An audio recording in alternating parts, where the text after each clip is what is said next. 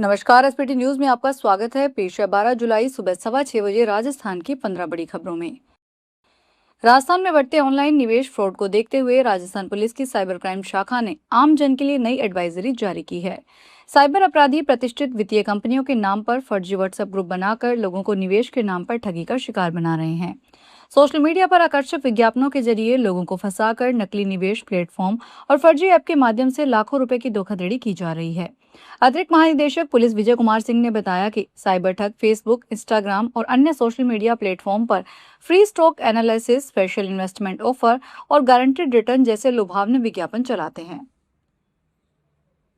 राजस्थान सरकार की ओर से शुक्रवार को जारी पटवारियों की ट्रांसफर लिस्ट में बड़ी चूक हो गई है। लिस्ट में रिटायर्ड सैनिक और पटवारी नरेंद्र सिंह के स्थान पर डी कुम्हेर विधायक शैलेश सिंह का नाम दर्ज हो गया है। संबंधित पटवारी फिलहाल ट्रांसफर आदेश के आधार पर नया कार्यभार ग्रहण नहीं कर पा रहे हैं। लिस्ट में विधायक का नाम आने के बाद यह आदेश राजस्व विभाग में चर्चा का विषय बना हुआ है।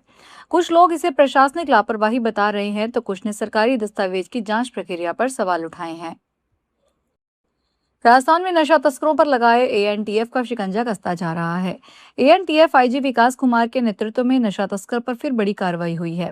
ऑपरेशन मद पाडुकी के तहत एएनटीएफ ने पंजाब के डोडा किंग को दबोचा है। 25,000 के इनामी डोडा तस्कर बलदेव उर्फ पम्मू उर्फ गोरा को कोटा से पकड़ा गया है। कोटपुतली थाने का वांछित डोडा तस्कर पिछले 3 साल से फरार था। हर महीने राजस्थान से डोडा तस्करी के लिए पंजाब के 8 चक्कर लगाता था। नशा तस्कर बलदेव की कार से भारी मात्रा में अवैध नशा डोडा चूरा बरामद किया गया है। पिछले महीने ही टीम को विराटनगर में चकमा देकर भाग निकला था। राजस्थान में सरकारी और गैर सरकारी स्कूलों में शैक्षणिक सत्र 2026-27 के लिए कक्षा 9 से 12 तक प्रवेश की अंतिम तिथि बढ़ा दी गई है। माध्यमिक शिक्षा निदेशालय राजस्थान बीकानेर ने यह निर्णय लिया है, जिसके तहत अब विद्यार्थी 25 जुलाई 2026 तक दाखिला ले सकेंगे। पूर्व में इन कक्षाओं में प्रवेश की अंतिम तिथि 11 जुलाई 2026 निर्धारित की गई थी। शिक्षा विभाग ने नामांकन में वृद्धि करने और ड्रॉप आउट तथा अनामांकित बच्चों को शिक्षा की मुख्य धारा से जोड़ने के उद्देश्य से यह तिथि आगे बढ़ाने का फैसला किया है। राजस्थान हाईकोर्ट ने नागौर से राष्ट्रीय लोकतांत्रिक पार्टी के सांसद हनुमान बेनीवाल को राहत देते हुए उनके खिलाफ दर्ज एफआईआर में फिलहाल कोई भी कठोर कार्यवाही नहीं करने का आदेश दिया है।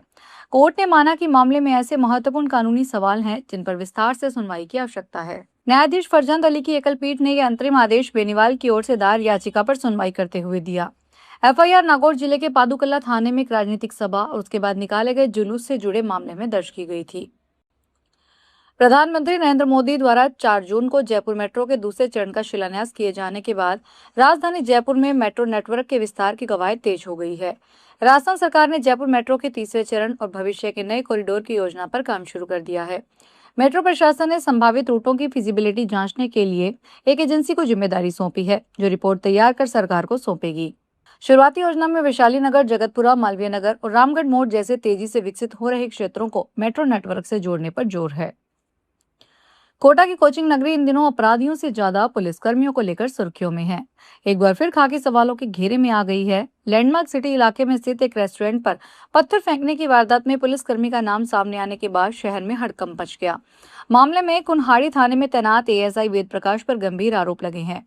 घटना की लाइव तस्वीरें सामने आने के बाद सिटी एसपी तेजस्विनी गौतम ने तत्काल प्रभाव से एएसआई वेद प्रकाश को निलंबित किया है।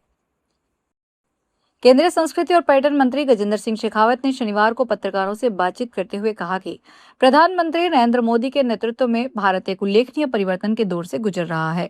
जिस गति से देश प्रगति कर रहा है, उसने इस बदलते भारत को वैश्विक हित का विषय बना दिया है। केंद्रीय मंत्री ने कहा कि भारत को लेकर देशों की दृष्टि रुझान बदला है। आगे आने वाले पर्यटकों की संख्या में निरंतर इजाफा हो रहा है। प्रधानमंत्री के नेतृत्व में जिस तरह से योजनाओं को धरातल पर उतारा गया, उसके कारण 25 करोड़ से ज्यादा लोग गरीबी रेखा से बाहर आए हैं।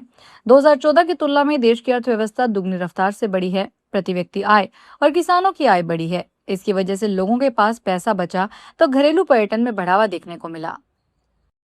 नागौर कृषि उपज मंडी में शनिवार को प्रमुख कृषि जिंसों के भाव से मिला जुला रुख दिया। जीरा अधिकतम 22,300 रुपए प्रति क्विंटल के भाव तक बिका। सौंफ और इसबगोल में भी अच्छी खरीदारी बनी रही, जबकि ग्वार, चना, तारामीरा, मूंग और ज्वार के भाव लगभग स्थिर रहे। मंडी में जीरे का न्यूनतम भाव 17,000 और अधिकतम 22,300 रुपए प्रति क्विंटल दर्ज किया गया, जिससे यह एक बार फिर सबसे मजबूत जिंसों में शामिल रहा। जोधपुर के मंडोर गार्डन स्थित प्रसिद्ध गाला गोरा भैरव मंदिर में पूजा के अधिकार को लेकर चल रहा विवाद अब श्रद्धालुओं की परेशानी का कारण बन गया है। दो भाइयों के बीच लंबे समय से चल रहे विवाद के चलते मंदिर पर ताला लगा दिया गया। इस कारण यहां आने वाले श्रद्धालुओं को बिना दर्शन किए वापस लौटना पड़ रहा है। जानकारी के अनुसार काला गोरा भैरव मंदिर में गहलोत परिवार सालों से पूजा अर्चना करता आ रहा है। परिवार के दो भाइयों के बीच मंदिर की पूजा और व्यवस्था को लेकर विवाद चल रहा है। अलवर में बाइक में पेट्रोल भरवाने के बाद युवक ने सेल्समैन को गोली मार दी। सेल्समैन ने पेट्रोल भरने के बाद 898 रुपए मांगे थे। इस पर नकाबपोश युवक ने जेब से कट्टा निकाला और गोली मारकर भाग गया। इसका सीसीटीवी फुटेज भी सामने आया है। सेल्समैन को जिला हॉस्पिटल से जयपुर रेफर किया गया है। पुलिस ने नाकाबंदी कर केवल 1 घंटे में युवक को दबोच लिया। मामला सदर थाने के बुर्जा बाईपास पर नायरा पेट्रोल पंप का शनिवार सुबह 11:35 का है। राजसमंद में 100 फीट रोड पर एक जॉकी के शोरूम में आग लग गई। आग शनिवार सुबह लगी जब दुकान बंद थी। बताया जा रहा है कि आग शॉर्ट सर्किट और इन्वर्टर में हुए विस्फोट के कारण लगी है। स्थानीय लोगों और फायर ब्रिगेड की टीम ने करीब आधे घंटे में आग पर काबू पाया। इसके बावजूद लाखों रुपए के कपड़े खराब होने की आशंका है। प्रारंभिक जानकारी के अनुसार आग शॉर्ट सर्किट और इन्वर्टर में हुए विस्फोट के कारण लगने की आशंका है। सूचना मिलते ही नगर परिषद की दमकल और राहत टीम मौके पर पहुंची। बांसवाड़ा में पुलिस डिपार्टमेंट में शुक्रवार देर रात प्रशासनिक फेरबदल किया गया। जिला पुलिस अधीक्षक सुधीर जोशी ने कानून व्यवस्था को चुस्त दुरुस्त करने और प्रशासनिक आवश्यकताओं के चलते जिले के 450 से अधिक पुलिस अधिकारियों और जवानों के तबादले कर दिए गए। कार्यालय की ओर से जारी इस महाआदेश के तहत पुलिस निरीक्षकों, उप निरीक्षकों, सहायक उप निरीक्षकों, हेड कांस्टेबलों और कांस्टेबल चालकों की सूचियां जारी की गई है। कोटा रेलवे स्टेशन पर वरिष्ठ नागरिकों और दिव्यांगों के लिए गोल्फ कोर्ट की सुविधा, यात्रियों को मनमाने किराए से निजात दिलाने के लिए प्रीपेड टैक्सी बूथ की स्थापना और कोटा में ही आधुनिक ट्रेनों के प्राथमिक रखरखाव के लिए विश्व स्तरीय कैंपेन डिजाइन नई पिट लाइन के निर्माण को मंजूरी मिली है। क्षेत्रीय रेल उपयोगकर्ता परामर्शदात्री समिति के सदस्य आशीष मेहता ने बताया कि पिछले दिनों पश्चिमी मध्य रेलवे के महाप्रबंधक की मौजूदगी में जबलपुर में आयोजित उच्च स्तरीय बैठक में कोटा मंडल और यात्रियों से जुड़े कई मामलों को उठाया गया था। करौली जिले को विश्व जनसंख्या दिवस पर जनसंख्या स्थिरता और परिवार नियोजन कार्यक्रमों में उत्कृष्ट प्रदर्शन के लिए राज्य स्तरीय सम्मान से नवाजा गया। वर्ष 2025-26 के लिए प्रोत्साहन पुरस्कारों में जिले ने प्रदेश में 12वां स्थान प्राप्त किया। इसके साथ ही करौली प्रोत्साहन राशि प्राप्त करने वाले जिलों में चौथे स्थान पर रहा और राज्य सरकार ने जिले को प्रशस्ति पत्र के साथ 5 लाख रुपए की प्रोत्साहन राशि दी। यह पुरस्कार चिकित्सा, स्वास्थ्य एवं परिवार कल्याण सेवाएं निदेशालय द्वारा आयोजित राज्य स्तरीय वर्चुअल सम्मान समारोह में प्रदान किया गया। जिला मुख्यालय पर आयोजित वीडियो कॉन्फ्रेंसिंग के माध्यम से अतिरिक्त जिला collector Mahavir Singh, deputy CMHO doctor Om Prakash Mahawar और आरसीएचओ डॉक्टर दीपिका मीना सहित चिकित्सा एवं स्वास्थ्य विभाग के अधिकारियों ने समारोह में भाग लिया।